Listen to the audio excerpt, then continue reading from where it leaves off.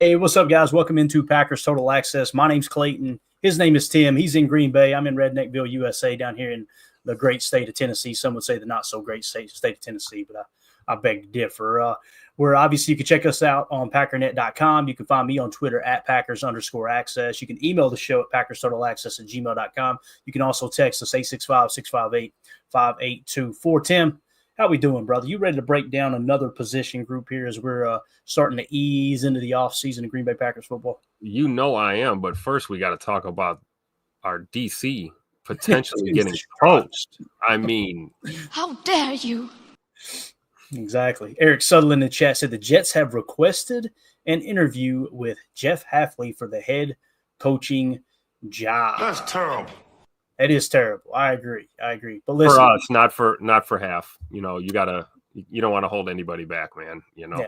So. Oh, absolutely, completely agree. But I put a tweet out earlier. I'm going to kind of read it just because I kind of gathered my thoughts here. I'm not overly concerned about it, and I feel like Matt LaFleur learned from the last time he won 13 games, right? Really, he won 13 games. Coaching staff got poached. He won 13 more games. Coaching staff got poached, right?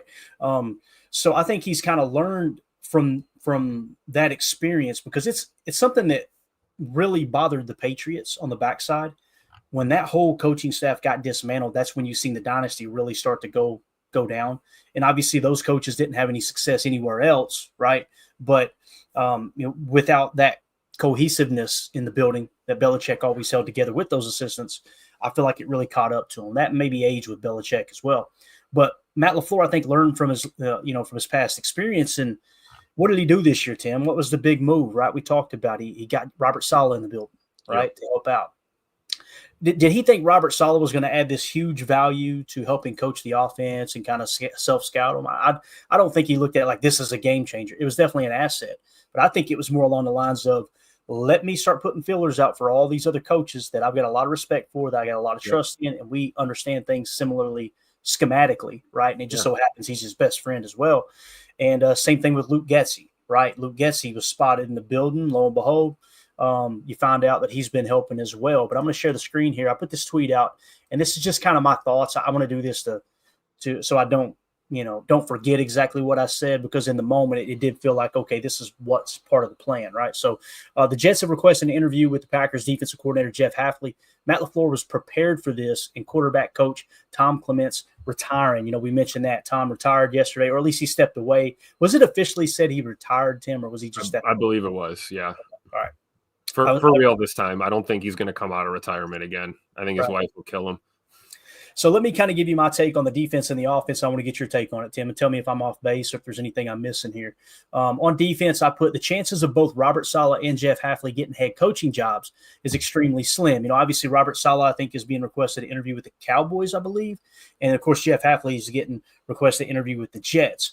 I said if Hafley does get hired, then Robert Saleh becomes your DC, right? And what that means is, guys, I don't think both of those guys are going to get head coaching jobs. There's a chance that Robert Saleh gets a job. I'm not saying there isn't. It's a slim chance that both of these dudes get hired in the same hiring cycle, being defensive-minded coaches.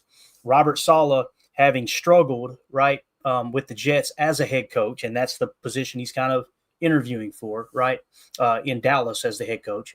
And then, of course, Jeff Hafley being just 1 year back in the league, only 1 year of experience as defensive coordinator in the league, that might not be enough of a resume for NFL teams to hire him, right? Now, he could crush the interviewing process, and this could be a Matt LaFleur top. You guys remember when that happened? I was like, well, I don't even know if we weren't podcasting at the time, but I remember, and I've explained this several times, when he got hired, I went, why? I look at Tennessee's offense, and I'm going, man, I just don't see it. There's better candidates out there. Boy, was I wrong, right? And I guarantee it's because he absolutely crushed the interview. So Hafley could go in and do that, right? But again, the chances of both of those guys getting hired, I think, is slim to none. And if Robert Saleh's only choice here this year, Tim, is to be a defensive coordinator, I don't see him going anywhere other than Green Bay to coach with his best friend. They were best man at each other's wedding, and from what I understand, their families are real close. This would be a dream come true for two old college roommates to coach together as head coach and DC type of thing. So let's just stick with defense for a second. What's your thoughts on the whole situation? Does that make sense what I said? And maybe do you disagree there? No, I think it makes a lot of sense, and I would agree that they're both probably pretty slim chances to get hired as head coaches. But I do think it's more likely that Hafley gets a job offer than Bob Saleh. I don't know. It makes me nervous. It's funny how quickly things change, right? We go from a fan base running our DC out of town every 2 or 3 years to begging and pleading that the one we have now stays. Right.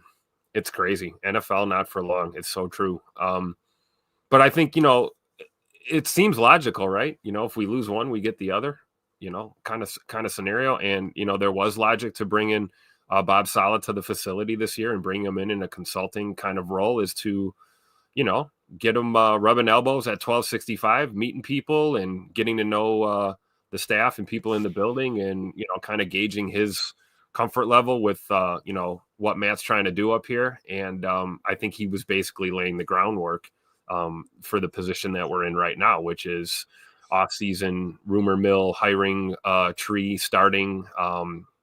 Interviews are going to be happening, and I think it was just him trying to get out in front of any possible change. And I think the one thing Hafley does have going for him is he does have, albeit at Boston College, but he does have head coaching experience.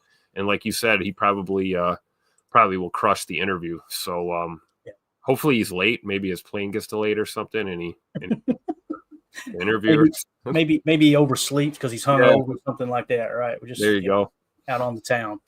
Could you imagine Hafley being hungover? I bet he hasn't drank a drop of alcohol in probably his whole life. He just looks like one of those dudes that's so in love with the game of football, he doesn't have time to have a drink of alcohol. But, again, Eric, thank you for bringing that up, buddy. Mrs. Green in the house says, any traction to the idea that bringing Saleh around may have put enough doubt that Haf thought maybe Matt LaFleur would stack the staff with his boys and should interview for a head coaching job. I mean, listen, we talked about that right off the bat. The fan base was like, man, don't disrupt this apple cart here, right? Mm-hmm. But I think that Matt handled it the right way in going to Hafley and saying, hey, Haf, listen, he's going to be on the offensive side with us. He's going to do self-scouting, right? But at the same time, Hafley opened that door and said, me and Robert Saleh are close friends. Robert Saleh was the person that Hafley was talking about when he was coaching at BC, when he kept talking about my friends in the NFL. Saleh was that dude, right? So I don't think it was an issue there at all. Listen, if Hafley can get a head coaching job, he's going to take it, and rightfully so, right? Yeah. And the Packers cannot block that. You can only block a lateral move. You can allow a lateral move, but most teams won't do that, right? As you can see, Kyle Shanahan blocked Mike LaFleur from joining his brother Matt's staff several years ago when he was with San Francisco before he went to the Jets and ultimately got let go. So hear me out. Another scenario is Rich Bisaccia becomes just special teams coordinator again. Jeff Hafley is promoted to assistant head coach, and Bob Saleh is your DC. Do you think that's cool, man? That's a it's funny. It's funny you say that because Bill Belichick was the master at that. Tim, what he would do is he wouldn't even hire his guys as coordinators. That was his trick, right? What Bill would do is he'd have them hired as position coaches, and then the second that someone tried to poach them, he would then promote them to the coordinator job. And what you're talking about there is very similar, right? I'm pretty sure the rule is that going to an assistant head coach is a promotion. So if someone, if Hafley did want to go somewhere else, they would have to give him more money and promote him to assistant head coach, therefore demoting Rich Bisaccia to just special teams coordinator, right, to make that happen. I'm pretty sure that's in the rule book, but I'm not 100% positive. But again, you might not be able to block. It's still a lateral move, so someone can't hire him as just DC. So the only reason I would see that Hafley would be promoted to assistant DC is I really can't think of a reason. To me, Saleh would fit that probably more. You know what I'm saying? I'm saying Hafley being promoted to assistant head coach as a way to keep him in the building. But that's the thing. You won't be able to keep him in the building because he can't leave as a DC unless someone offers him assistant head coach. And at that point you do it. Right. Right. So now what if Robert Saleh gets offered a defensive coordinator job in another place and you want to say, hey, no, we want him as our assistant head coach, pretty sure you can do that to keep him in the building as well. Now, so you're telling me there's a chance. Again, I think when you get into the whole assistant head coach is technically a promotion, there's some rules that I don't fully understand. If anybody in the chat knows that, let us know. But I'm pretty sure that is one of the stipulations there within the not being able to block a lateral move. Again, I think there's a good chance that Hafley returns and Saleh gets a defensive coordinator job somewhere. I agree. There's also a slight chance, a very, very slight chance, that Saleh gets offered a DC job somewhere else, and Matt says, you know what, I want you to be my DC. I don't want to lose you, right? And then maybe at that point, like you were originally saying, you promote Hafley to assistant head coach. I don't know. I think more – if I had to put money on it, guys, I would say things are going to pretty much return the same way they were, other than Saleh's going to go be a DC somewhere. That's kind of what it feels like. You know what I'm saying? Yeah. But again, Hafley may go crazy with the interview. Emilio, you got anything to add to that, man? We're just sitting there talking about our boy Jeff Hafley getting, obviously getting requested to interview for the head coaching job there with the New York Jets. Right. Yeah. I mean, we were talking about it all the time, kind of based off of that. Robert Saleh. Jets probably realized that it was a bad idea getting rid of him. Try to bring in somebody along those lines again, but like you said, I think the most likely scenario would be Saleh getting a chance somewhere else and Hafley staying here, and the Jets just figuring out another plan. Maybe bring in Mike McCarthy or something, do something crazy. Yeah, definitely. Let's see here. Joseph in the chat says, if Hafley is here, I want him calling 100% of the shots on defense. Completely agree, Joseph. I think that's how it is. I think that's how that structure is. I don't think that Saleh was making any calls. Was pulling any strings in that regard. Now, Hafley did say that he was going straight to Robert Saleh to ask his advice on stuff, because why would he not? Dude's got head coaching experience, and they came up in the game of football together, right, with San Francisco back in the day. So, but again, Saleh was on the offensive side, right? He wasn't helping with the defense. He was helping Matt with the offense. But Jeff Hafley at one of his pressers said, I went to Robert and told him, hey, if you got anything on my side, let me know. Right. Yeah, so definitely. I think that was Matt LaFleur, that whole offensive thing. I think he did predominantly help on offense, but I think that was Matt's way of playing it perfect. Like, hey, Haf, don't even worry. He's over here with me. And then Hafley lowered that wall and said, hey, bring him over here. Right. Because I remember, he's like, we're buddies. We talk. It's like not like I'm not going to talk to him when we pass in the hall and stuff. And obviously would, want his input. So definitely just, yeah, definitely. All right. Let's see here. Let's move on to the offensive aspect of this. I said on offense, if Adam Stenavich gets hired, Luke Getsy is back in the building, who was previously LaFleur's quarterback coach. If Steno and Getsy don't get any offers, then Getsy steps into Clemence's now vacant role alongside Sean Mannion as the quarterback coach. That kind of makes a lot of sense, right? That was his role before, and he was pretty sure that Getsy was the quarterback coach when Aaron won at least one of those MVPs, maybe both, right? So keep that in mind. You guys got anything to add to the offensive side? I personally don't think Stenavich will get a head coaching job. I could be wrong. But the way that the offense performed in those last 3 games of the season, not that they were bad, right? But it definitely wasn't like, holy cow, this dude's just as good as Ben Johnson. We need to go get this guy, right? So I think he'll be back, and I think Getsy will be the new quarterback coach. That's just me personally. But I was listening to Matt Schneibin's interview of Matt LaFleur just a second ago, and Matt LaFleur talked about, hey, if Steno does get hired somewhere, we're going to interview everyone in the building for those vacancies, right, to see who is more prepared for the job. So offensively, you guys have the floor. What do you think about that? I have no problem with Getsy coming back at all. And I think you were right. The 2 most recent MVPs, I think he was the QB coach for Aaron. I mean, it's familiarity, right? We know this is how this league operates when people put their staffs together. You want people you trust and you've got a rapport with. So, I mean, it's completely logical to me. I think it makes a lot of sense what you're saying here. Yeah. All right. Emilio? The only other thing I would say is I want Steno to keep hammering that O-line. I feel like we just want to, get back to our fundamentals a little bit more, try to square that up. I think when we bring Morgan back in there and bring some talent in. But yeah, I think, like you said, those last 3 games aren't putting him in the best light, but they're still going to give him a ring. But I think fundamentally, we needed a little bit more sharpening, and that, maybe another year with it. And I think he would want to kind of ride it out. I mean, he's been here for that long unless he gets, like you said, unless he gets a head coaching job. Just ride this out. Yeah, that's right. Daryl in the chat, good to see you, buddy. Says Dan Orlovsky would love to work with Jordan Love. He's been praising him since last season, and it was mentioned that Dan Orlovsky wanted to put his hat in the ring of, hey, I would love to be the quarterback coach in Green Bay.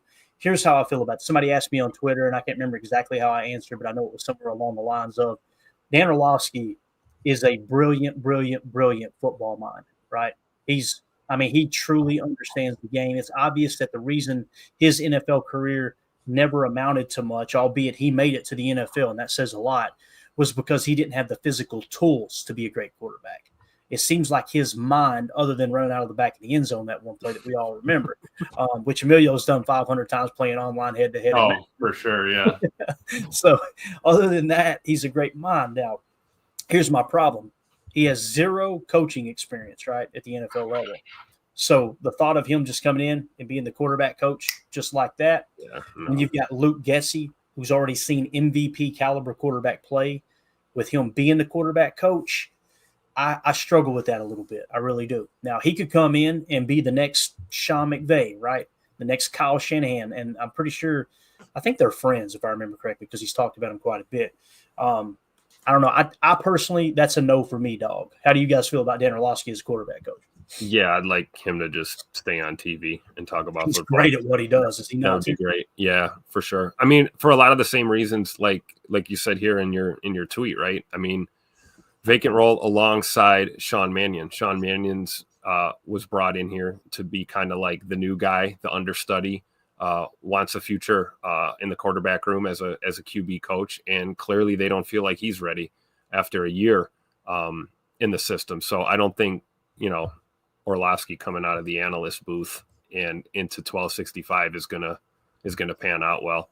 But more power to him. Maybe he can grab a job somewhere else and get some experience, and then who knows what the future holds. But I'm with you, Clay. I wouldn't want him coaching our quarterbacks.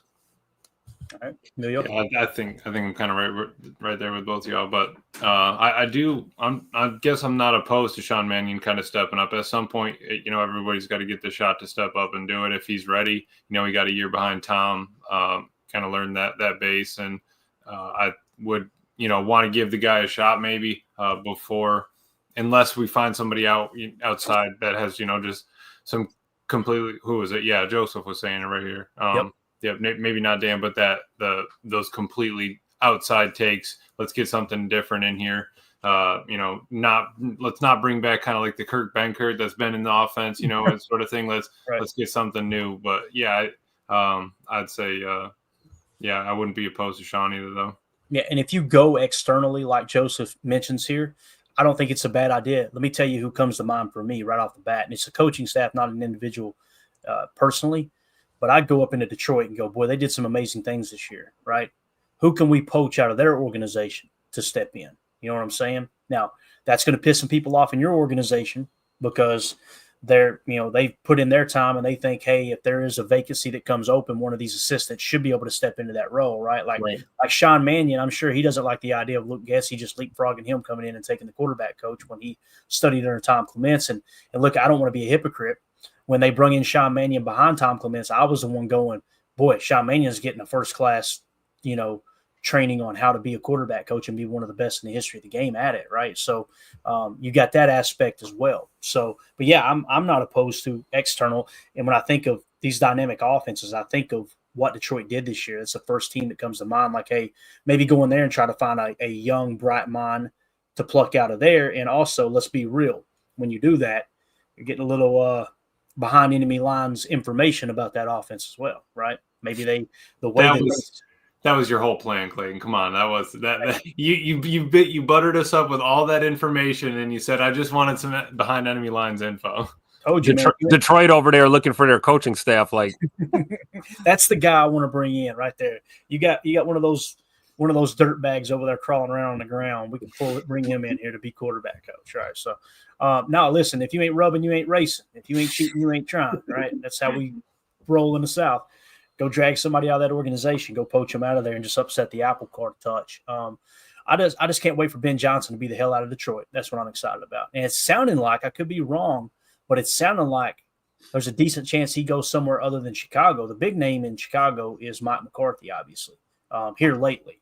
How about Jerry blocking him on the interview the first time and then firing him anyway? That's a pretty dirtbag move there too, right?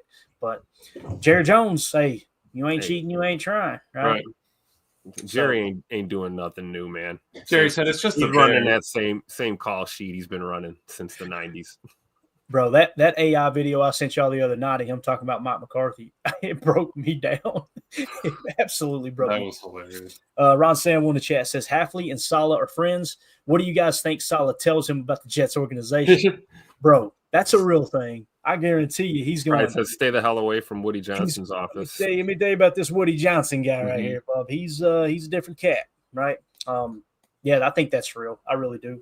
And, but I also think it's a great practice. Like if it doesn't work out for him, I also think it's a great practice rep just to get a head coaching interview for the NFL besides the Green Bay one besides the DC, get that kind of rep just to see if that's where you want to be. Because, I mean, he was head coach at BC, but he kind of wanted to get back to coaching defense and stuff like that. Maybe he wants to run that out for 2 or 3 years. You don't know, but at least get the rep of doing the interview. Yeah. Yep. Coach Lynn in the house, good to see you, buddy. He says, that's been happening to us for years and teams taking out the front office staff and our coaches. It's so true, man. It's just another way to try to weaken a divisional opponent, right, while adding to your coaching staff as well. And let's not kid ourselves.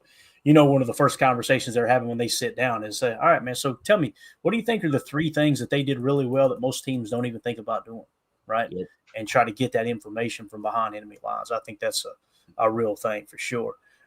Joseph in the chat says, Dennis Leary had a hilarious segment on Good Morning Football today, just trashing Jerry Jones and the Cowgirls. We'll have to go check that out, man. Dennis Leary throwing that trash on Mr. Jerry Jones. Jerry Jones is how you say it, by the way. Let's see. There was something else I think I wanted to hit on here. Pac Daddy was on one today making fun of Viking fans. Oh, did you guys see where Dov Kleiman, however you say his name, put that tweet out about Javon Bullard? Yeah, lying, making up stories. Yeah. I did not see it. Well, it has been deleted now. So you didn't see this, Emilio? I did not know. Okay, so he put out a video showing this $100,000 diamond grill that Javon Bullard supposedly bought, to put on his teeth, kind of like how Justin Jefferson does. Right. It's hit to the streets today.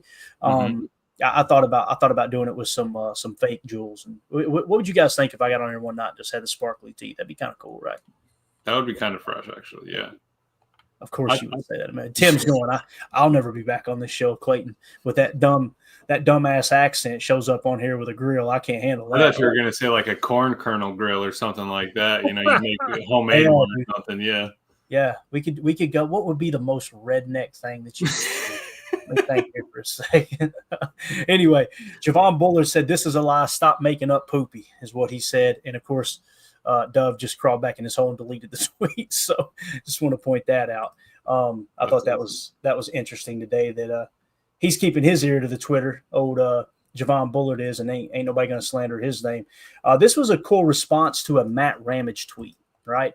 Rob McMahon on Twitter, @Rob_McMahon, had replied to Matt Ramage, who was saying, "Listen, boys, all you people dogging Jordan Love this year, don't come back in here acting like you were a fan the whole time when he turns it around next year," right? Right. Rob McMahon's just compared Favre year 2. Now, we did it wins and losses and the team as a whole, kind of trying to create a realistic trajectory of, hey, what's successful, what's not, with a team that's got a new quarterback taking over, a young roster, all those things. And we pointed out they won 2 more games this year than Favre did his second year starting as a quarterback, right? Right. He compared the specific statistics here. Now, I know people are going to go different era, it's different. I got you, I understand. We're going to talk about it, though. Favre, year 2, 3,303 yards passing. Love, year 2, had 3,389 yards passing. So 386 more yards passing in year 2 Love had than Favre did year 2. All right. Touchdowns. Favre threw for 19 touchdowns and 24 interceptions. 19 touchdowns, 24 interceptions. Jordan Love, 25 touchdowns, 11 interceptions. He said, "Jordan will be fine. I'm looking forward to a strong 2025 season," said Rob McMahon, and all I put was perspective. Your all's take on that. Again, different eras, but that when you look at those numbers, it's like if Jordan had thrown 19 touchdowns and 24 interceptions, we would have ran Brett Favre out of town, but we have not. Think about it today. You think God never farted? So, thoughts on that, fellas? That's exactly it, because you think about it, Jordan was missed, a couple, three games. So probably evens out a little bit game-wise, maybe, one less. But, yeah, why can't we give him time? Same thing like when we don't see the production out of the rookie, or same thing with people getting on Bull or all of that stuff. Everyone's happy because Coop turned it up at the end of the year, but we're kind of, not happy at the beginning of the season when he had his ups and downs. Let's give the kid a chance. I really do think he's made progress. I do think that he knows that at some point he needs to do that, that growth on his own, that maybe the coach isn't there hand in hand kind of thing. And I think he's going to have that coming out of this next year. I agree. I've defended Jordan since he got here. So you guys know where I stand. I've been, screaming this for a number of years. We have to be patient, and you're seeing progress in some areas, and then in some areas you're not. And that's, I think, what Emilio's talking about, things that you can do kind of on your own to help hone your game in the off season, and, show up for OTAs and mini camp and things like that, with a more refined skill set. We talk about Jordan missing on some of these throws, accuracy issues. I mean, he's not missing by much on a lot of them. And, the decision-making stuff, I mean, man, you've got a whole season of film that you can dissect and watch throughout the offseason, and, look at those throws that you wanted back, or, look at yourself making those what the hell was I thinking decisions, and try to grow from it. So I think the more Jordan is he's a student of the game, but the more he becomes a student of his game and his film, and, being critical of himself, in a constructive way, I think he's going to get better. Maybe year 3 is the big leap. It'll be what we've all been waiting for. Mm-hmm. And, when you kind of look at how the season went, statistically and from a schematic standpoint, we ran the ball this year way more than we've ever ran the ball in Matt LaFleur's tenure as a head coach. Now, is part of that because Jordan was playing hurt, right? What's crazy is we ran the ball more than we ever have under Matt LaFleur's head coaching, and Jordan still outperformed Brett Favre's second year. You know what I mean? Think about that. And significantly, too. It's not like, well, he had an extra game. That's the only reason he did it.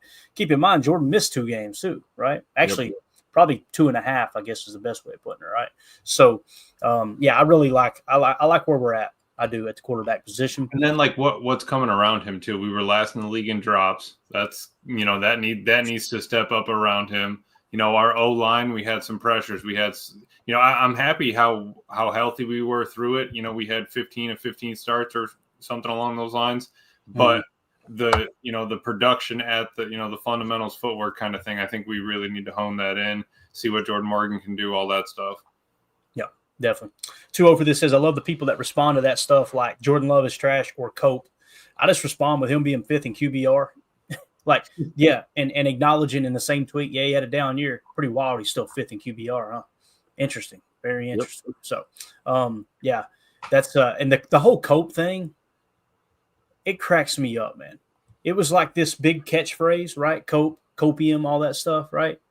And now what you're seeing is it's all the guys that have the gym selfies in the bathroom. You know what I mean? They take pictures of themselves in the bathroom mirror. Super tight. Oh, Cope hard or copium. I'm going, y'all sound like a bunch of dumbasses. Like, where is society at this point? But yeah, that seems to be the common comeback for sure there. 2-0 for this. Crystal Dye in the chat says, Jordan Love is money. Everyone has a down year at some point in their career. He is our QB1. There's no doubt he's our QB1.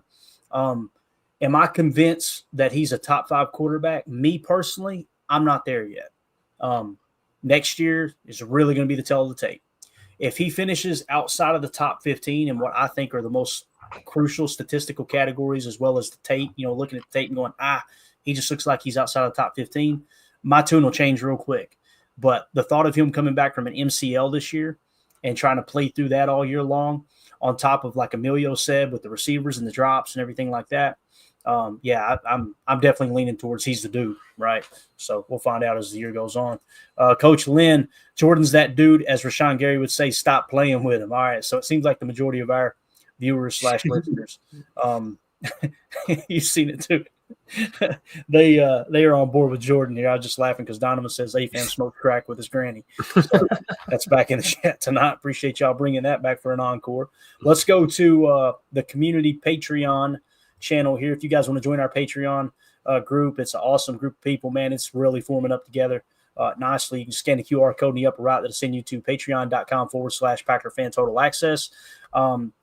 And we've got a multitude of chats in there, one of which is questions for the show, comments for the show, that type of thing, where you can be a part of the show. If you're a member of one of those 3 tiers, you get access to the chats as well as getting entered into giveaways, which we just done a giveaway. Shout out to Mark Zambito, who won the autographed Carl Brooks photo of him blocking the field goal against Chicago earlier this year. And that picture right there stemmed from it. That's not the picture that's signed. I kind of wish it was. It's pretty funny. But shout out to Trevor Anderson for donating that to the show. But here we go with the Patreon questions/comments. Greg S. says, let me zoom in a little bit. Maybe everybody can see it a little bit easier. Greg S. says, well, first of all, Dave Colvin, guys, he said mock draft. We're starting to get mock draft requests in the Patreon group. And I do not want to deny name in my mouth right there. Want to deny the Patreon group for what they want because they are supporting the show. I'm trying to hold off as long as I can. If we have time at the end, if you guys want to try to go rapid fire with a mock draft, I can set it up and just do a real quick one. I'm going to try to hold off tonight if we can. Greg S. says, Dre Greenlaw is one of my favorite football players to ever watch. Tight end George Kittle said, quote, the energy that he plays with, the violence that he plays with every single snap, and you can just tell the energy that he brings to the entire defense and the entire team is infectious. It's unique. It's one of a kind, and he's an absolute unicorn football player. And Greg went on to say he's my free agent. So let me just ask you guys that. We talked about last year, we were kind of on our show, we were going, man, I'd love to see Bobby Wagner get signed, right? To play like Quay and then whichever linebacker you end up drafting. Obviously, end up being Edgerrin Cooper. Looking back on it, Bobby Wagner had one hell of a year. I mean, he was top 3, top 5 linebacker in the entire league. Edgerrin Cooper finished really high as well, obviously. Could you imagine that 4-3 base with Quay Walker, Edgerrin Cooper, and Bobby Wagner? It would have been an absolute mess, right? Yeah. So, to me, Dre Greenlaw kind of feels like that. Now, I don't think Dre Greenlaw is Hall of Fame caliber based off what he's done to this point. I think Bobby Wagner personally is. You know, he's kind of got the entire resume that screams Hall of Famer, maybe not first ballot. But in terms of Dre Greenlaw, how would you guys feel about bringing Dre Greenlaw in if he does hit free agency this year? 2 big thumbs up. Tim's all about it. 2 big thumbs up. I think you're not watching football if you don't want a guy like that on your defense, period. You know, if they can work it out, I think he would fit in well. I really do. I just don't know how aggressively they would pursue him in free agency. But I have no problem with Dre Greenlaw being a Packer at all. I think it's a great option. Someone that's got a little bit of experience already playing in the NFL, kind of knows his footing. What may be nice, or looking at it through another lens, is like Cooper got a chance to play because we didn't make a move on Wagner or anything like that. He got reps in this year. All right, if you bring Dre Greenlaw in and he's still recovering from his injury or whatever, he can play him on the 4-3 and then take him out. We could still go 2 if Quay's back. That you have a little bit more options. Maybe you shore that up before the draft if you know that you have a talent, a commodity beforehand. Yeah. All right. Let's see what the chat's saying. Jen Wright says injuries. A very good point, right? Yeah. Atham says San Francisco might have won that Super Bowl with him. I 100% agree with that. True. Coach Lynn talks about the Achilles worries me, right? And people say, well, look at what Aaron Rodgers did off that Achilles. He had a pretty damn good year. Quarterback's way different than linebacker, boys.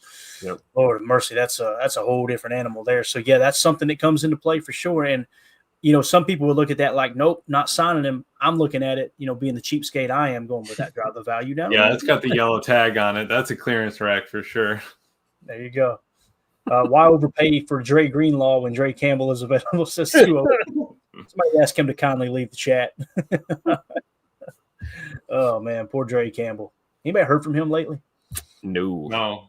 But I heard that jersey still got to get that picture done, right?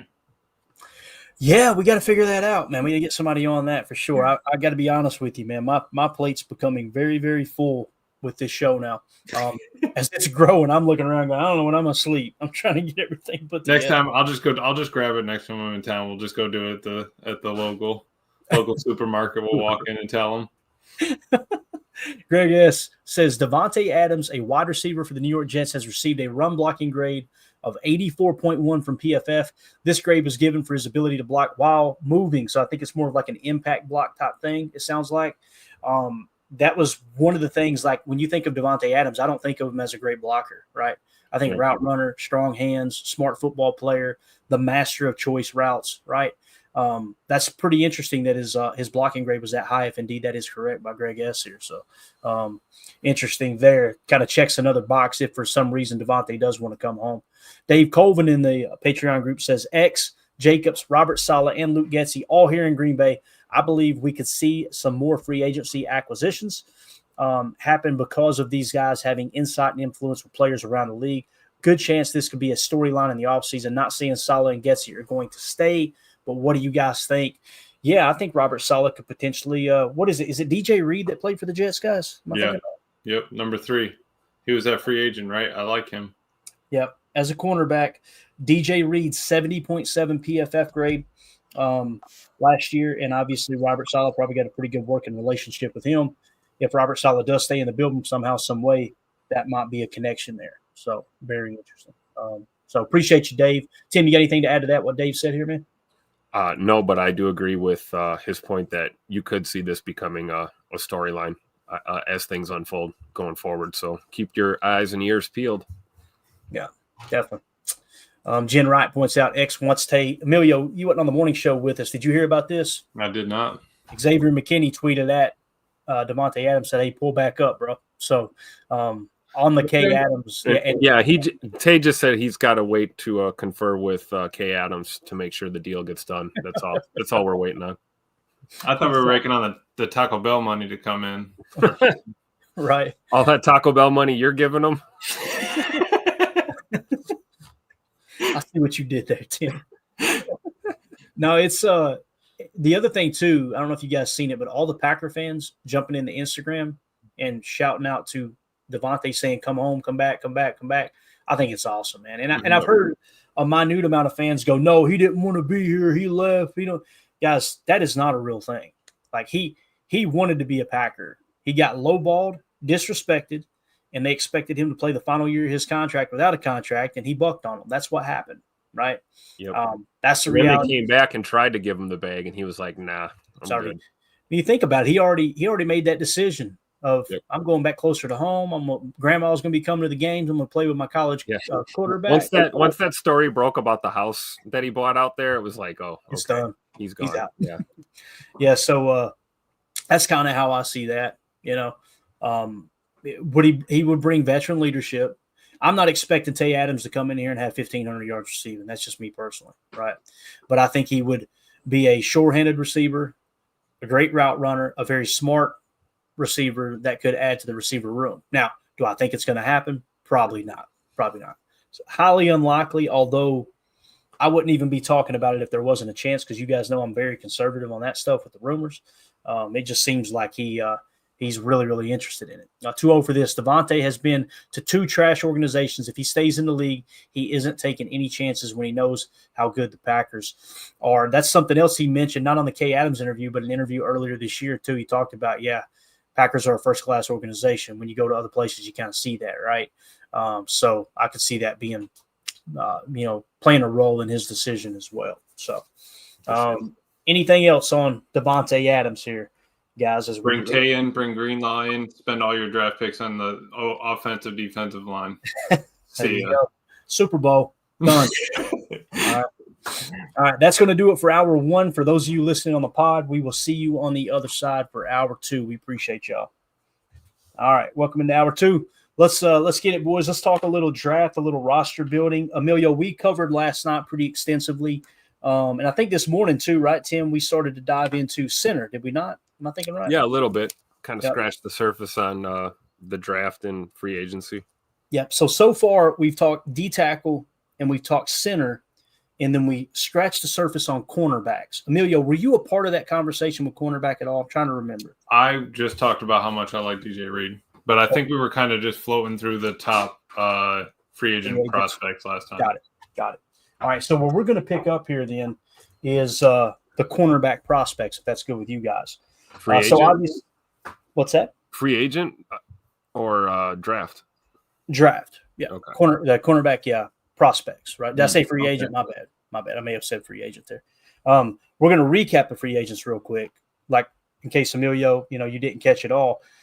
Mike Hilton, 31 years old, 75.9 PFF grade. Carlton Davis, 74.5. Byron Murphy, 73.4. DJ Reed, 70.7. And Asante Samuel, 59.3, albeit the year before, 73.9. And I think he dealt with a shoulder injury that you obviously going to have to monitor.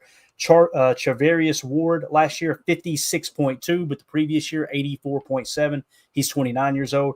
And then Rasul Douglas, we're all familiar with, 30 years old. His PFF grade was a 58.7. And last year in Buffalo, it was an 81.0. So have those two guys hit the wall, right? Of all of those, if I were to say we're going to bring in a free agent corner, Emilio, correct me if I'm wrong, you think DJ Reed's probably the better choice, right? Yeah.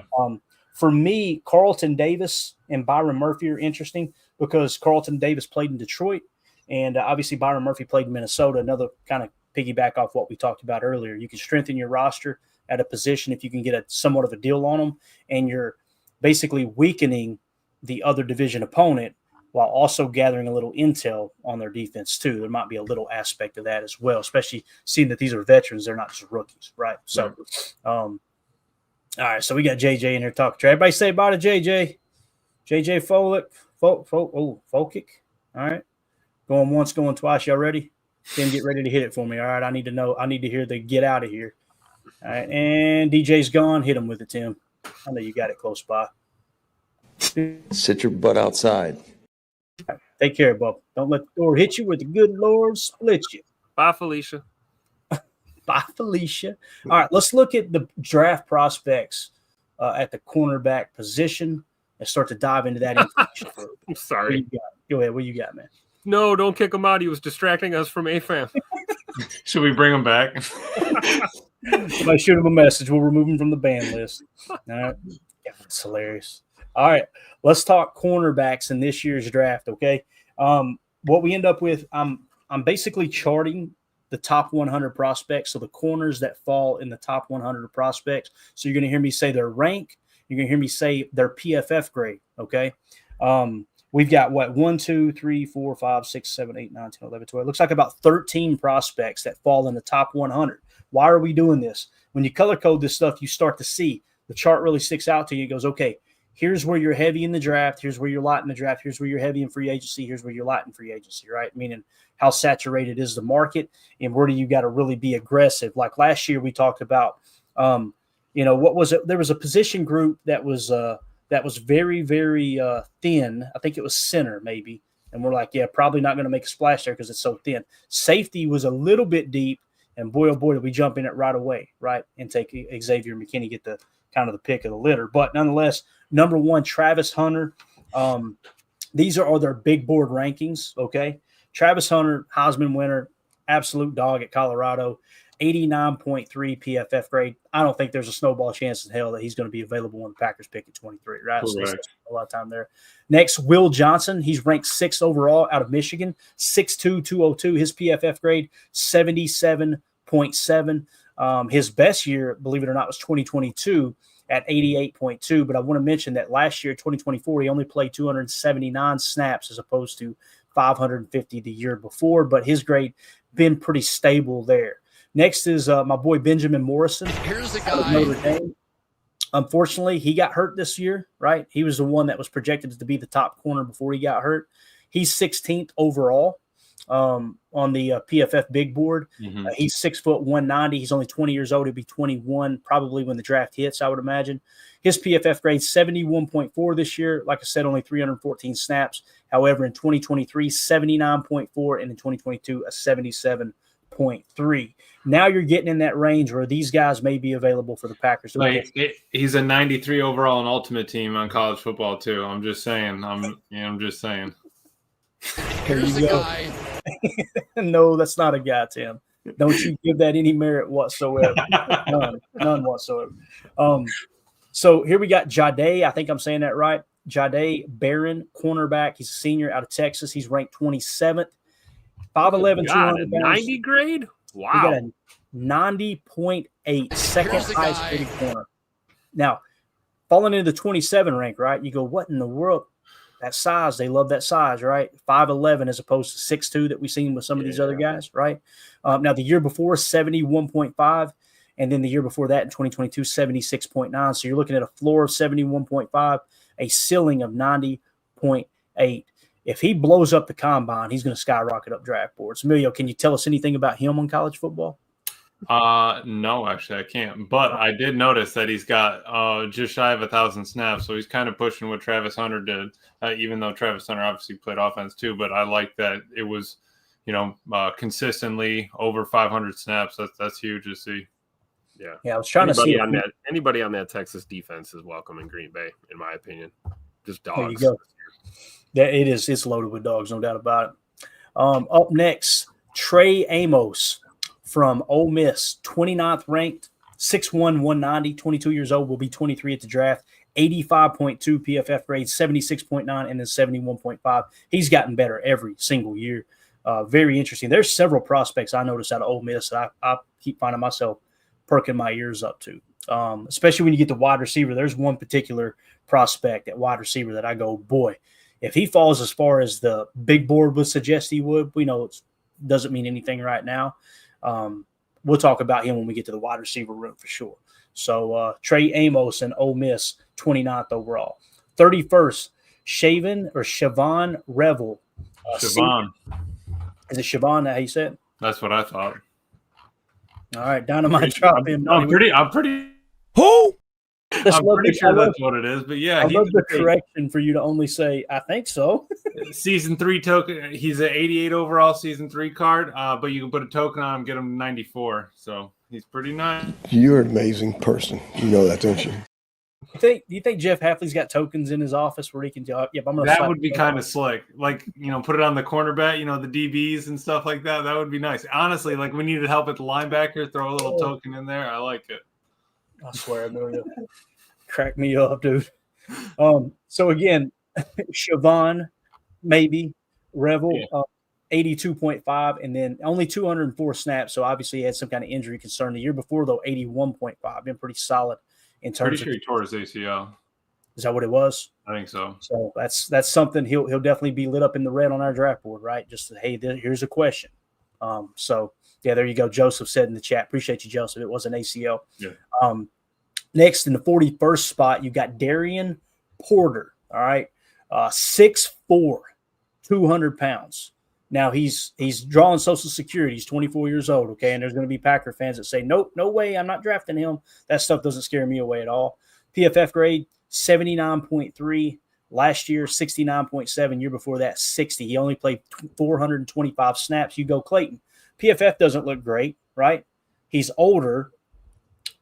And he didn't have a whole lot of snaps. Why is he so high on the list? That's Thick. Exactly. Yeah. That's 6'4". I'm telling you right now, that's going to put him on a lot of people's radar, right? They fall in love with that big frame like that, especially at the cornerback position.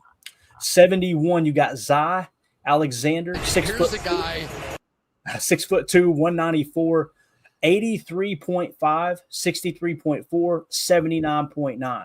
So the fact that he had 2 years with more than 500 snaps and grading out right about around 80 or above 80, that's pretty damn impressive. So, and LSU, big time program, although they've sucked this year for the most part in the SEC. I think they finished 6th in the SEC. I only know that because I dog them because Brian Kelly left Notre Dame because he said I wanted a real chance of winning a national title, and of course Notre Dame's in the national championship. He actually doesn't look too bad on his numbers. Diving a little bit, he plays corner basically the whole time. But this past year, 53.2 passer rating. Is that right? Holy cow! What about so no slot snaps at all? 33 this year, 6 the year before, 9 the year before that. Okay, so he's outside. I mean, obviously 6'2". 500 in the corner, 341, 486. So I mean, he's pretty much there. And then his other two passer rating was a 94.5 and then an 80.1 of 2022. I think we got an LSU fan in the house. Donovan Schilling said, "Hey, Clayton, that was unnecessary." So you see that little symbol next to Donovan Schilling, that means he's a YouTube member. That's going to disappear in a couple of days. I don't blame you one bit, sir. My apologies. We'll be looking for Donovan. Like, where are you at? Combing through the grass. So there you go, Zy Alexander. Like I said, big frame corner there. My boy Maxwell Hairston out of Kentucky, 6'1", 186. He's a junior. Only 297 snaps this year. Obviously dealt with injuries. 67.3 the year before. 81.8. We were talking about how Kentucky's defense was supposed to be really dominant this year, and they just absolutely crapped the bed. Deion Walker has dropped down boards, and so has Maxwell Hairston here. Obviously dealing with the injury. Do we have any information on his injury, exactly what it was? Anybody in the chat, if you know? Maxwell Hairston out of Kentucky. Just put Maxwell and then list the injury in the chat if anybody has that info, or if you find it, Emilio. 93rd, Mello Dotson, senior out of Kansas, 6'1", 190. He's a 77.7 this year, 78.5 last year, and then a 61.3 the year before. So he is stabilized pretty well here in the last couple of years. Strictly outside, 692, 689, 727. Got it. Outside corner. Got it. Hairston was a shoulder injury, man. Those shoulders, boy. Whew. Tell you. At least that means he's throwing it, sticking it in there for something, trying to stop somebody. Emilio said that's a good thing when they get a come on now. We'll get him one of them. Just get him a roll collar or something.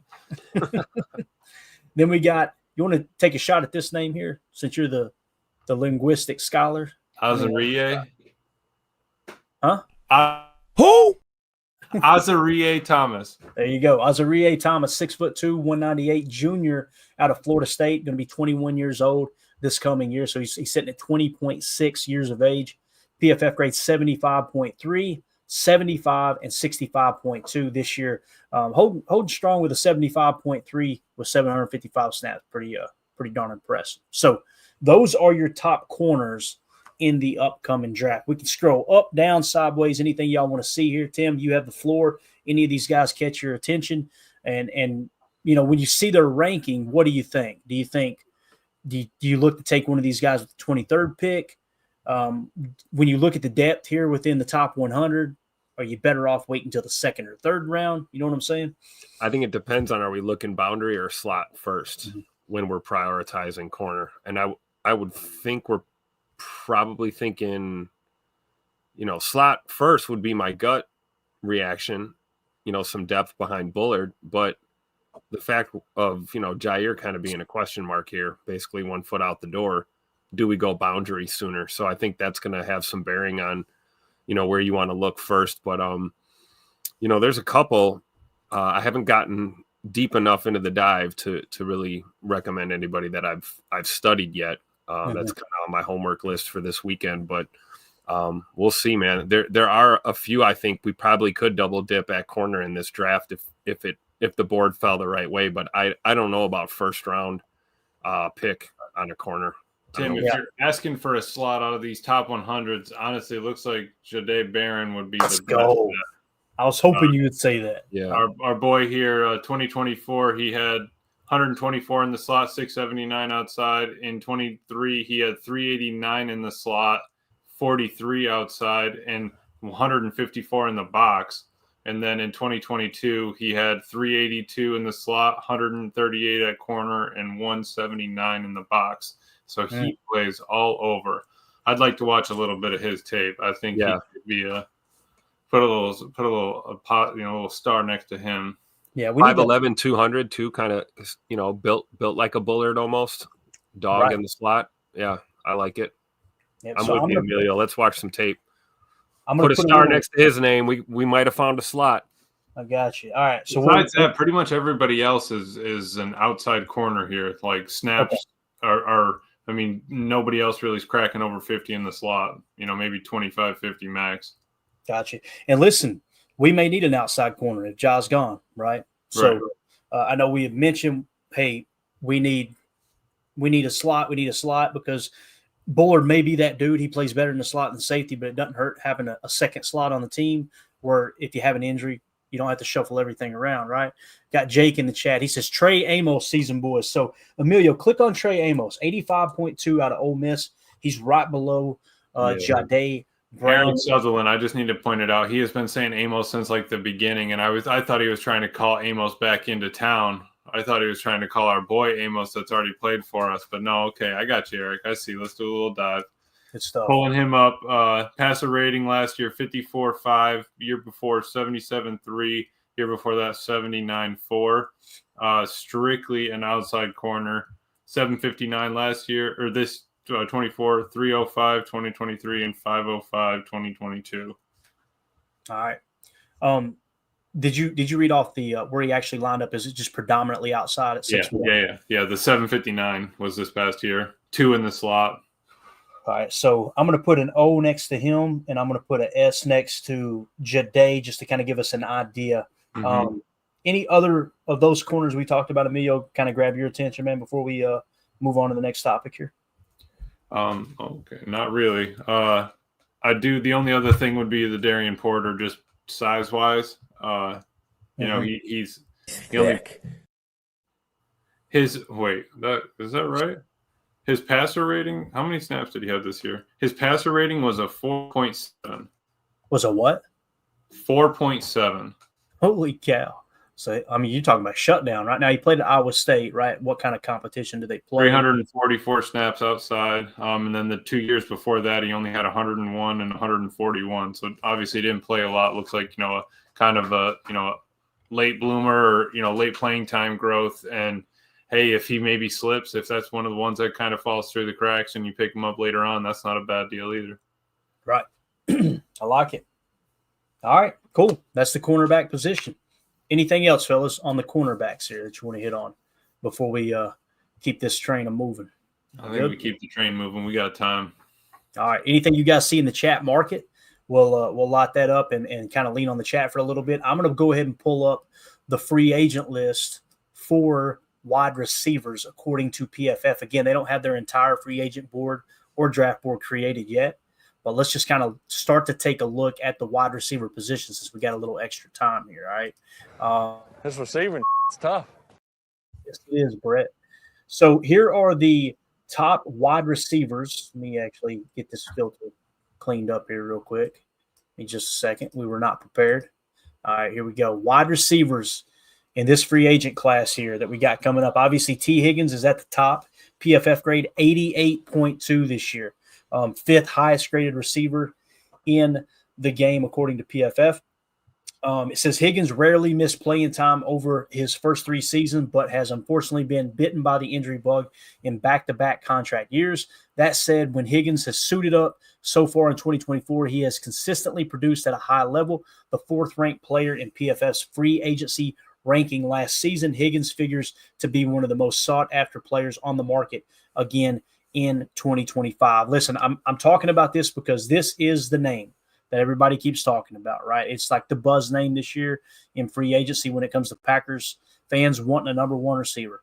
Fred McFarley says someone will overpay for Higgins. It won't be us. I hope that's the case. Okay, I do. And again, let's say Higgins, it's saying $28 million per on average, a 4-year deal. If we can do like we were talking about with Tay, if you can get Tay back here, if you can get Devontae Adams back here for a year or two at somewhere between 10 to 12 million per, I'd much rather have that than have T. Higgins at $28 million per, right? Absolutely. And one thing we noticed last year too, guys, is when you look at the projected contract, it seemed like the real contracts exceeded that more often than not. So that's probably a lower number, to be honest with you. So 2-0 for this, just like in 2020, T. Higgins isn't the difference maker for a ring. Completely agree, man. Completely agree. What is the difference maker? You guys have heard me.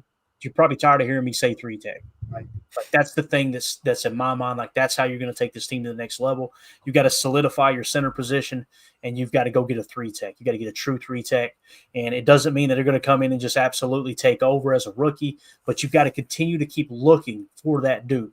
Devontae Wyatt may blossom into that guy next year. I hope he does, right? Mm-hmm. I'll tell you this, we're going to learn a lot about how the Packers feel about Devontae Wyatt, whether or not that 5th-year option gets slapped on him. Yep. I hope it does not, me personally. I hope it does not. But you do so that you can win the bet and get yourself 2 dozen Krispy Kremes. Exactly. If it doesn't get slapped on him, then yeah, I'm getting 2 dozen Krispy Kreme donuts delivered to my place of choice, right? It would be my house, correct? All right. We can do that, Tim. We can have that arranged. Tim's the only person who's contributed on the podcast that wants payment in form of donuts. I like it. That's my kind of dude right there. So yeah, T. Higgins. Let's go around the horn real quick. It's the talking point around town, right? Tim, I know your answer, but I need your take here for the listeners real quick. No, that's my take. No, All thank right. you. There you go. Nah, I'm good. I see him going, probably staying in the AFC. I don't know, New England, Buffalo, somewhere. I don't know. I don't think we're gonna make a move, I don't think we'd be willing to, pursue him as aggressively as he probably wants to be pursued. I'm assuming he's going to entertain probably somewhere in the realm of 5 to 7 bids. I'm sure there'll be 5, 6, 7 teams looking at him and actively pursuing. I just don't see the Packers going over the top 30 plus mil a year for T. Higgins. So Tim, we didn't do it for Tay, right? Why are we going to just pull the trigger on a free agent that's never been in this offense before, never seen the inside of the facility, all that stuff? It's just like, I would much rather, bring in Tay or someone like that. But no, that's a hard pass for T. Higgins. I do like your take though. Maybe if the Bills don't make it to the Super Bowl or whatever, maybe they need that one extra step. Another weapon on the offense. I like that idea. Yep. Thank you. All right. Appreciate it. So on my cheat sheet that I created here, and we can scroll down and look at all these guys as we go. Here are the top choices in free agency for wide receiver. T. Higgins, 88.2. Chris Godwin, 86.3. He's 28 years old. Now, immediately you think the injury, right? It was a dislocated ankle. Does anybody have any information on whether or not he's going to be ready to go week 1? Because sometimes with ankles, correct me if I'm wrong, as long as that Achilles is intact, it seems like people come back from ankles fairly quick given the nature of how that thing looked, right? Like think of Dak Prescott, right? When he hurt his ankle, it looked like that damn thing was going to fall off on the field, and he was back the next year, no problem, if you'll remember that, right? And I know the time in which the injury occurred of the season, which week, that plays a big role in it as well. If we can try to find some information, whether it's the chat or if you want to look it up, Emilio, and see what kind of time frame are we looking at for this injury for Chris Godwin. But again, Chris Godwin, guys, he's been a solid receiver, right? Yeah. Last year, 86.3, the 10th highest graded receiver. 2023 was a 77.5 with 1,000 snaps. And in 2022, 953 with a 75.7. Injuries were not a concern the last 3 years up until the point that he demolished that ankle. Right. Looks like Bowles said he will be undergoing surgery very soon and probably be out for the year. Bowles said in October. There is a chance, though, that if we make a late playoff run, he could be back. Oh, okay. So So I thought you meant next year. I was like, holy. No. I'm sorry. Yeah. So he said this past year, in 2024, and said that there possibly is a chance if they made a late playoff run, he could be back. Dude, left ankle dislocation, bro. I'm good. No thanks. That's a receiver. I mean, he's chopping down on routes. I don't feel great about that. He's going to be 29. I don't like. I used to want my ankles stiff as a board. I taped them on, skin tape, and then spatted the cleats. Like I wanted those things not to basically move when I was playing. So as a receiver, like you said, I think you need that flexibility, mobility. Okay. Yep. So you guys are both out on Chris Godwin. I understand that correctly? All right. Yeah. Got it. All right. Next is Stephon Diggs. Tim? Hell no. Tim, explain to the class why you feel like that about Stephon Diggs. I can't say that on the air. I don't know how to say it without using colorful language. Yeah, not a fan. There's just something about him that's weird. We're already trying to get dudes with that type of vibe and attitude out of our locker room. Bingo. I don't think we need to bring another one in. Bingo. He definitely and let's be honest, look at the grades and look at snap counts. Like he is not the same dude he was 4 or 5 seasons ago. Right. Hard pass. Got it. I love it. We're all on the same page. Good stuff. Next, DeAndre Hopkins. You're talking about bringing in Tay potentially, who's 32 years old as well. Would D-Hop be one of those guys? The big thing with D-Hop is his catch radius, right? amazing catch radius. At least he has in the past. I haven't done a deep dive on what he's done this year, but PFF grades over the years starting in 2022, 72.9, 81.0, 78.6. He's obviously made a difference in Kansas City as they're one of the hottest teams in the league once again this year. It's saying that he's going to warrant a 2-year, $13.4 million average contract. That's what I was saying about Tay is like, I feel like him because Devontae Adams, his PFF grade was somewhere between 75 and 80, right? So in the same ballpark. That's probably about the projection you'll get with Tay. And who knows, if you give him a little more guaranteed money, less overall contract, he may sign with Green Bay somewhere between 10 to 13 million. That would be awesome. But what do you guys think about D-Hop here, man? I mean, not a bad backup option if you are trying to get something done with Tay and you can't get a trade done. So maybe you're looking to add veteran receiver. You know, I like his game. I've always liked DeAndre Hopkins' game. I don't know how he would fit in here in Green Bay. You know, I'm not sure what type of vibe he's going to bring. I'm not saying he's Stephon Diggs, but I just don't know. He doesn't strike me as that it's super, super awesome teammate type of dude, but he's a hell of a receiver. And like you said, you can't deny the catching ability. And on a team that's had drop issues, you know, it'd be unfair to just overlook them. But again, you know, Goody DiCaprio, this guy's 32. I don't know. I think, you know, other than Tay, yeah, maybe a guy like DeAndre Hopkins would be on the radar, but that would probably be it for 30-plus-year-old receivers, I think, that we'd be willing to look at. Yeah. Yeah, I was just looking at Amari, Stephon, and DeAndre would be the over 30, and Keenan Allen would be the over 30 crowd. And really, like you said, Tim, I think we're going to kind of stay away from all of them besides Tay.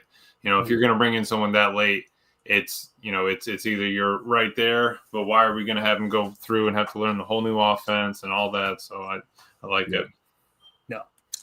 All right. Like United Base says, he hasn't had the best availability either in recent years. I know someone else said he doesn't practice. I'm trying to remember who said that in here. There you go. Fred McFarley, D-Hop doesn't practice. Just doesn't feel like it'd be a fit for sure. And again, we're just going knee still, right?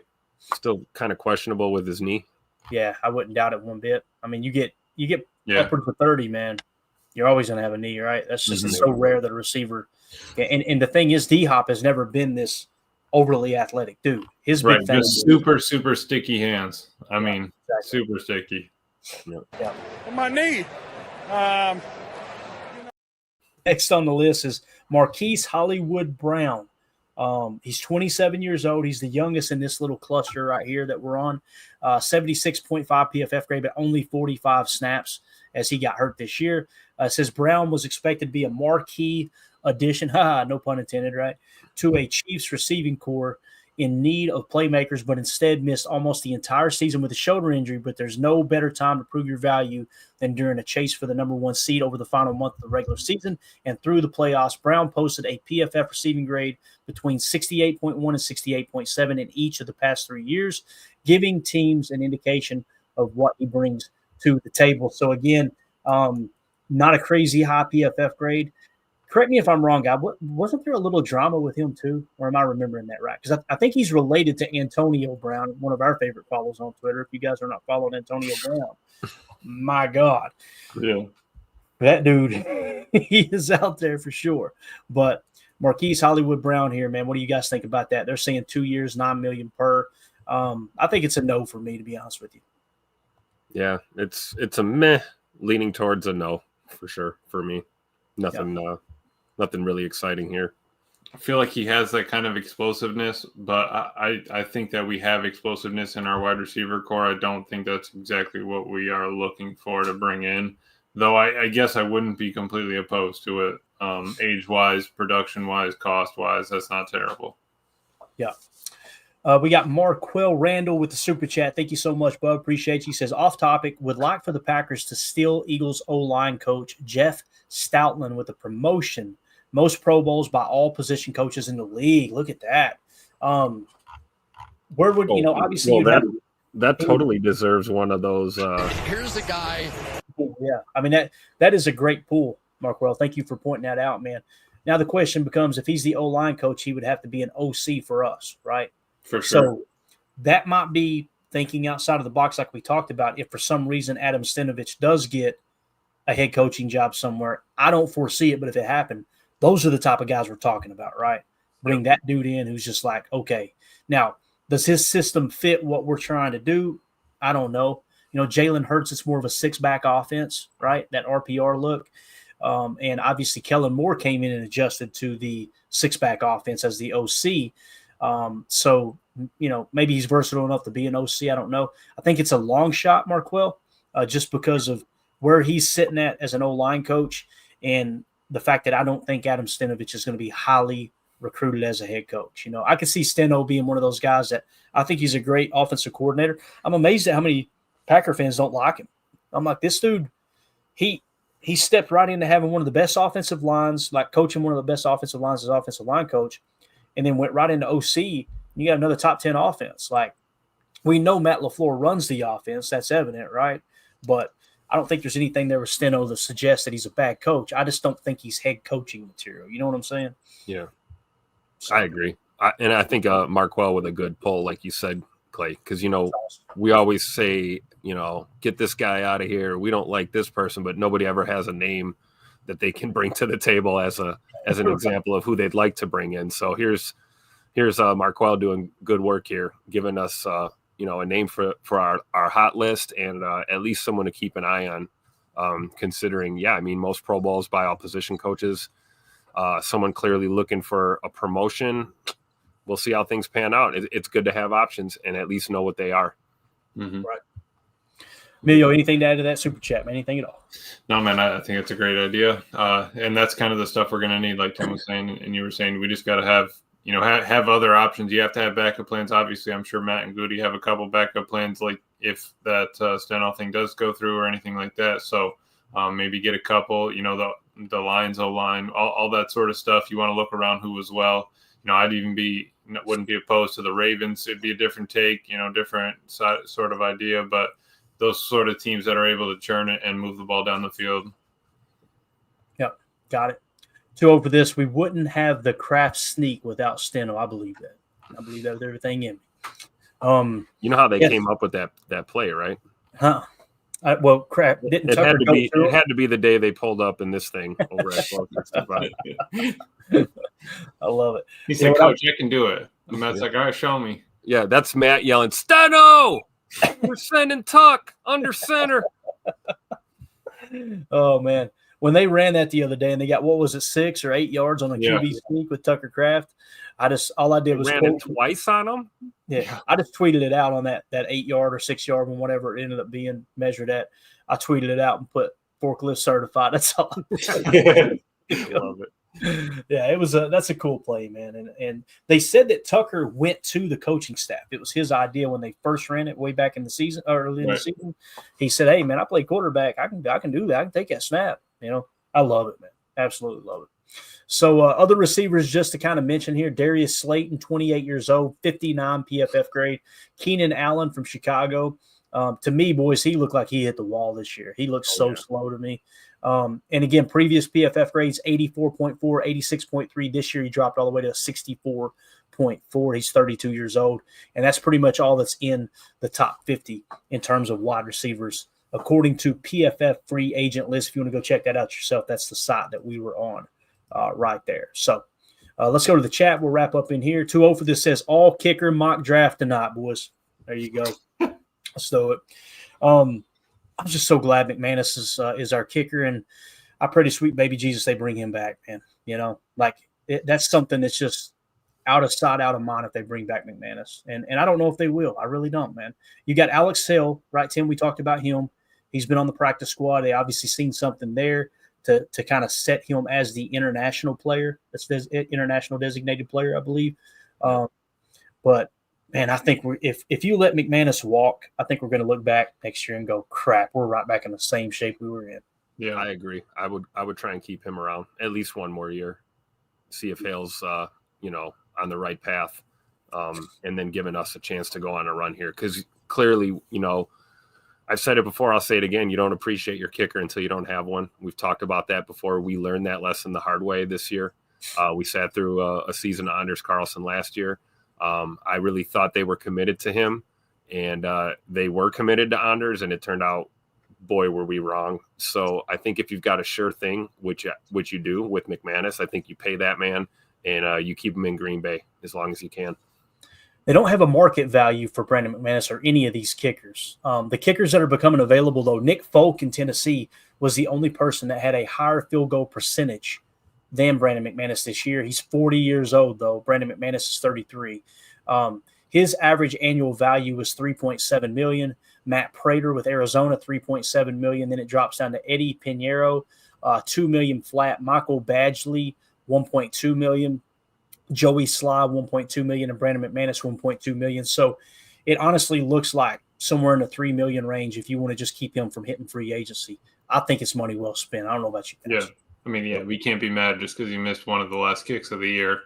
Money was absolutely money from anywhere earlier in the season, For sure. What should have been that game winner against Chicago, I still think about that kick and just the way he kicked. I mean, he played it perfect. He wasn't worried about it looking pretty. He just, let's put this damn thing on a line. We know where the draw is. Yep. Just slice that thing right in and go ahead and handle it. And the fact that he went to LaFleur and said, hey, I can hit that. Put me in there. Yeah. He walked over with a cigarette, Amelia. You know what I'm talking about. He said, I'll get some bloody piss out of it. He said he's wiry. Yeah, coach, I'm wiry. I can hit that. Okay. If you guys don't know what we're talking about, go watch The Replacements. You just hold the ball, Shane, and I'll kick the bloody piss out of it. All right, so there's your kicker talk. Joseph in the chat says, if we let McManus walk, we deserve whatever pain comes from that. That's facts. I am 100% on board with Joseph. If you let him walk and you end up kicking troubles next year, I'm not even going to be mad. I'm just going to be like, hey, we deserve to lose 12 games. Yep. Seriously. I'm being serious. Like, it's just, that is pathetic if you let that happen again. So let's go to the chat here from earlier. Holmes MD1 says, Davante Adams over T. Higgins in our system. The guy played here forever. The conversation is silly. Configure a 2-year – excuse me, man, I get off emotion. Configure a 2-year flyer deal and have him develop the young guys. He can still ball. I'm on board with that. I'd rather have Davante Adams than T. Higgins. That's me personally. And you know what kind of locker room guy you're getting, right? I think and the fact that Xavier McKinney, is reaching out to him too tells you that when the leaders in the locker room are going, hey, let's go get this guy, that says a lot, right? Anybody else in that locker room, are they going to look at the only All-Pro on the team this year and go, I don't know if I want him in here, right? Xavier McKinney's going to go, hey, until y'all start balling out at my level, sit down, shut the hell up. Let's get some more talent in here, right? Yep. I like that. So not that anybody would be opposed to it. I think everybody in Green Bay will be all for it, to be honest with you. So, all right, and then the last one here, number one Packer fan. We need vets, but not World War II vets. Not a military joke. It's an age joke. Please don't be offended, LOL. So, no, yeah, that's the thing, man. You're getting into some of these receivers, and that's what we've really recognized tonight when it comes to the free agent class at receiver.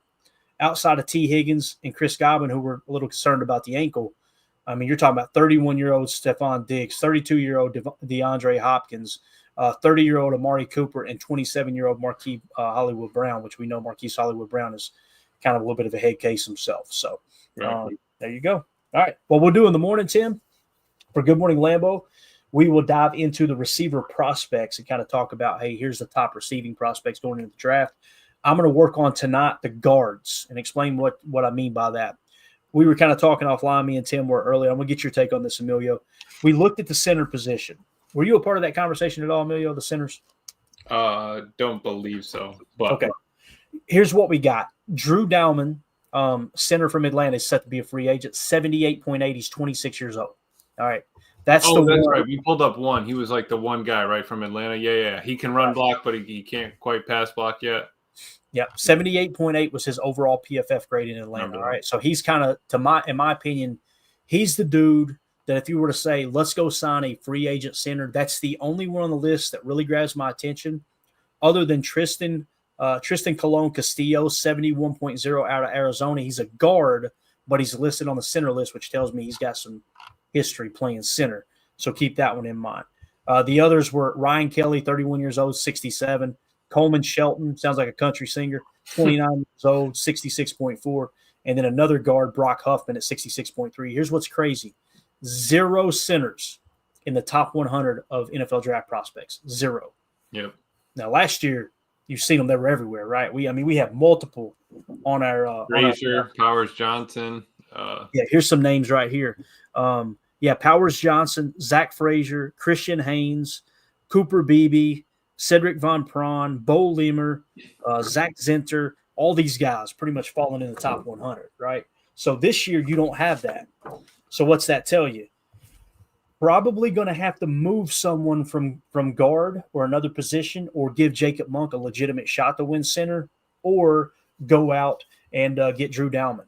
The fact that center is so thin in the draft this year really makes me think that that's going to increase the price of these free agents at center in free agency, if that makes sense. It's kind of what it looks like on the surface. So the reason I'm going to dip into guard is because if you do move Elton Jenkins to center, if that's the play that Rob Demovsky was talking about, he didn't specifically mention that. He just said the team said their center of the future is already in the building.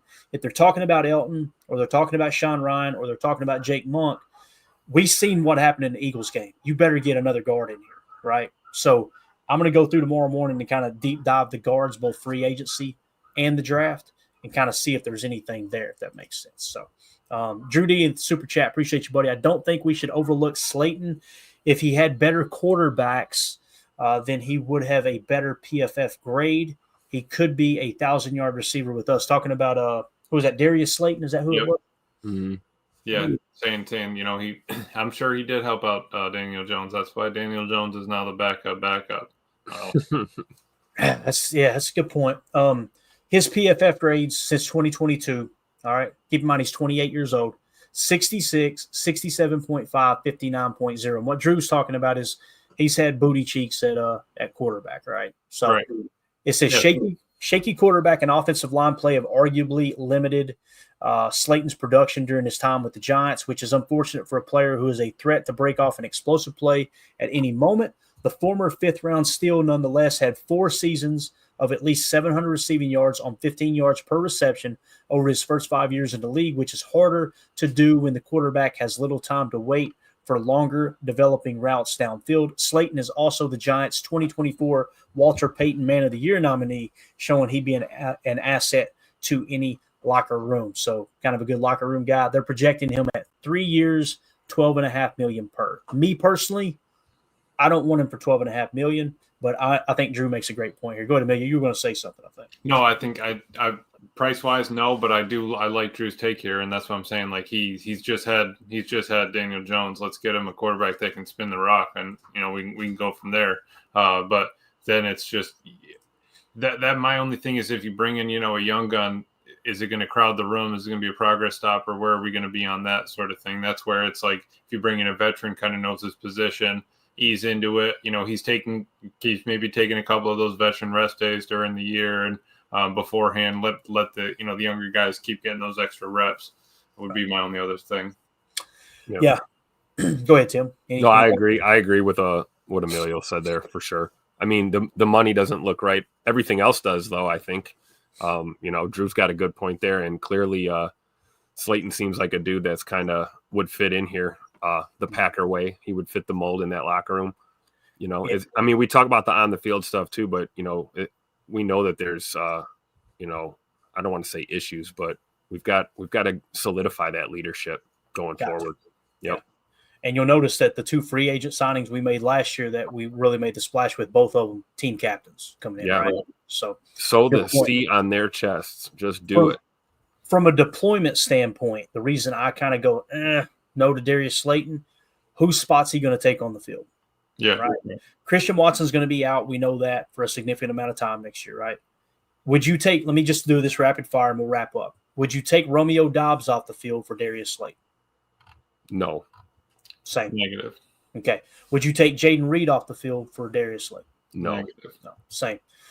Would you take Dontavion Wicks off the field for Darius Slayton? Still a negative, I think. No. I think it's close. But for me, it's still a negative. So what you're doing is you're going to pay someone $12 million per, if that's what the contract is. And Drew may look at it like, hey, look to get a deal on him, right? Right. No harm, no foul.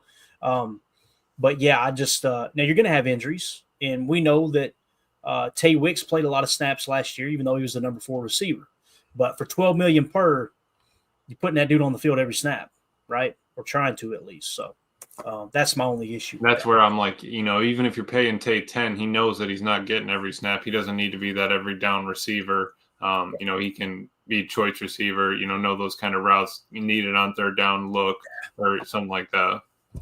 Definitely. And that's really what it comes down to. If you can get Tay on that $10 to $15 million deal, Davante Adams, now the comparison becomes, who do you want? Now, let's do that again. If Davante Adams is on the field or on the Packers, do you feel comfortable taking Romeo Doubs off for him? I do. Right. What about Jaden Reed? Although Tay's probably not going to predominantly play slot, right? That's probably the one that I want them both on the field together, right? Dontavion Wicks, it ain't even close. And the thought of Dontavion Wicks, who we talk about as kind of this young Davante Adams-looking top receiver from an archetype standpoint, him being able to study under Tay for a year or two, right. Sign me up, man. Sign me up. Hey, fam, in the chat, I go to work hurt every day. Do you see my performance declining? Boz comes back and says, hey, fam, you work at Lady Foot Locker. Relax. Too old for this. A-Fam is a mustache model. Every time I see A-Fam, I think of Super Troopers. If some of y'all got that, I probably shouldn't say the next time. Shenanigans? You talking about shenanigans? I was talking about, I want mustache ride. You know what I'm talking about. So anyway, we're out of here. The show sucks. Thank you to Marquell Randall for the super chat. Appreciate you. Drew D, thank you for the super chat, buddy. I know you're chomping at the bit this draft season, man. I'm excited about it. So everybody have a wonderful evening. We'll see you in the morning for Good Morning Lambeau. Bye. There we go. Bye, guys.